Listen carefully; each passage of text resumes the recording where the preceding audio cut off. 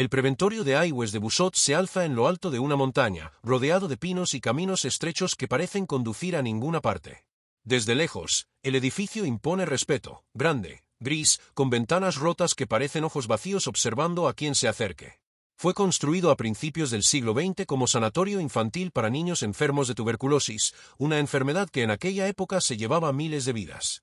La idea era simple: aire puro, aislamiento y silencio. Pero con el paso del tiempo, ese aislamiento se convirtió en abandono, y el silencio en algo mucho más inquietante. Oficialmente, el preventorio cerró en la década de los 70. Sin embargo, durante años quedó parcialmente vigilado para evitar saqueos y ocupaciones. Fue en ese periodo, cuando el edificio ya estaba vacío de pacientes pero no de recuerdos, que comenzaron a acumularse los testimonios de sucesos inexplicables. Esta historia ocurrió a finales de los años 90 y fue contada por Antonio, uno de los vigilantes nocturnos que trabajaron allí durante varios meses. Su relato fue recogido posteriormente por investigadores locales y coincide con experiencias narradas por otras personas que pasaron noches dentro del edificio. Antonio no creía en nada relacionado con lo paranormal. Era un hombre práctico, acostumbrado a trabajos duros y turnos largos. Aceptó el empleo porque necesitaba el dinero y porque le aseguraron que sería tranquilo. Solo tenía que recorrer el edificio cada cierto tiempo y asegurarse de que nadie entrara. Nadie le habló de historias, ni de niños, ni de voces. Desde la primera noche, algo le resultó extraño. No era miedo exactamente, sino una sensación constante de incomodidad. Como si el edificio no estuviera vacío del todo. Los pasillos eran largos, con puertas alineadas a ambos lados, todas idénticas, todas cerradas. El eco de sus propios pasos parecía seguirle incluso cuando se detenía. El aire era frío incluso en verano, y había zonas donde la temperatura bajaba de forma repentina.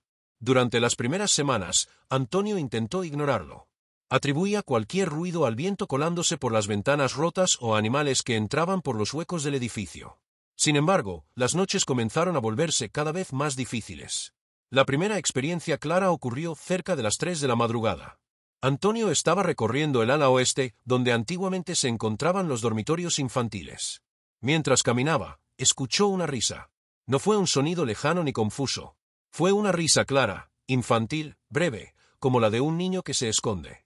Antonio se detuvo en seco. Pensó que alguien había entrado al edificio y llamó en voz alta. No obtuvo respuesta. Revisó habitación por habitación. Todas estaban vacías. A partir de esa noche, las risas se repitieron. Algunas veces eran susurros. Otras, llantos apagados que parecían provenir de detrás de las paredes. Antonio comenzó a dormir mal. Tenía la sensación constante de que alguien lo observaba desde las puertas entreabiertas. En más de una ocasión, juró ver sombras pequeñas cruzando los pasillos al final de su campo de visión. Decidió comentar lo que ocurría con un antiguo trabajador del lugar. El hombre guardó silencio unos segundos antes de hablar. Le contó que en el preventorio murieron muchos niños. Algunos por la enfermedad, otros por negligencias, tratamientos agresivos o simple abandono. Muchos pasaban meses sin ver a sus familias. Algunos morían solos, de noche, llamando a sus padres. Aquella información no tranquilizó a Antonio. Las cosas empeoraron cuando comenzaron los sonidos en el sótano. Ese lugar había sido utilizado como área de tratamientos y almacenamiento. Era oscuro, húmedo y estrecho. Antonio lo evitaba siempre que podía. Sin embargo, una madrugada escuchó claramente el sonido metálico de una camilla siendo arrastrada. No era un ruido breve. Era lento, pesado, constante. Bajó con la linterna temblando en la mano. El aire allí abajo era irrespirable. A mitad del pasillo escuchó algo que le heló la sangre, varias voces infantiles hablando al mismo tiempo. No gritaban. Parecía que conversaban entre ellas. Antonio no entendía las palabras, pero el tono era claro. Siguió el sonido hasta una antigua sala médica. Cuando iluminó el interior, vio varias siluetas pequeñas rodeando una camilla vacía. No tenían rasgos definidos, solo formas oscuras con estatura infantil. En el momento en que la luz las alcanzó, desaparecieron. El silencio volvió de golpe. Antonio subió corriendo las escaleras. Esa noche encontró algo aún peor en la sala de control.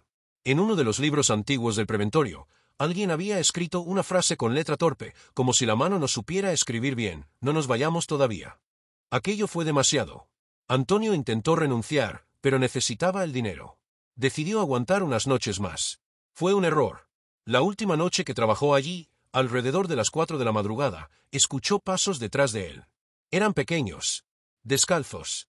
Caminaban rápido, como si varios niños corrieran por el pasillo. Antonio se giró y vio algo que jamás olvidará. Decenas de figuras infantiles lo observaban desde las puertas de las habitaciones. Algunas parecían enfermas. Otras simplemente lo miraban en silencio. Una de ellas dio un paso al frente y le dijo algo que Antonio escuchó con total claridad, que no se fuera, que ahí hacía frío y que nadie venía a buscarlos. Antonio salió del preventorio esa misma noche. No volvió jamás. Años después, investigadores de lo paranormal, exploradores urbanos y programas de misterio han documentado psicofonías en el edificio. En varias grabaciones se escuchan voces infantiles pidiendo ayuda, riendo o llamando a adultos. Fotografías muestran sombras pequeñas y cambios inexplicables de luz.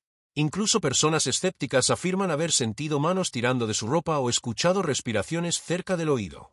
Hoy, el preventorio de Aigües de Busot sigue en pie. Vacío. Deteriorado. Silencioso durante el día.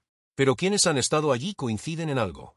Cuando cae la noche, el edificio parece despertar. Porque hay lugares donde el dolor fue tan intenso que se quedó impregnado en las paredes. Y hay voces que, aunque el tiempo pase, nunca encontraron quien las escuchara.